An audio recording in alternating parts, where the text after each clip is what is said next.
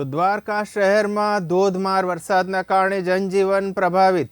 દ્વારકા શહેરમાં ચારે તરફ પાણી। ખાબકેલા ધોધમાર વરસાદના કારણે વાહન ચાલકો મુકાયા છે મુશ્કેલીમાં। દ્વારકામાં નીચાણવાળા વિસ્તારોમાં ભરાયા છે પાણી। રાવડા તળાવ, ઇસ્કોન ગેટ સહિતના વિસ્તારોમાં પાણી ભરાયા છે। આપ દ્રશ્યો જોઈ રહ્યા છો। દ્વારકા શહેરમાં ધોધમાર વરસાદ અને એને કારણે જનજીવન થયું છે પ્રભાવિત। દ્વારકા શહેરમાં ચોતરફ પાણી જ પાણી। દ્વારકા શહેરમાં નીચાણવાળા વિસ્તારોમાં પાણી ભરાયા છે। રાવડા તળાવ, ઇસ્કોન ગેટ સહિતના વિસ્તારોમાં પાણી ભરાયા છે।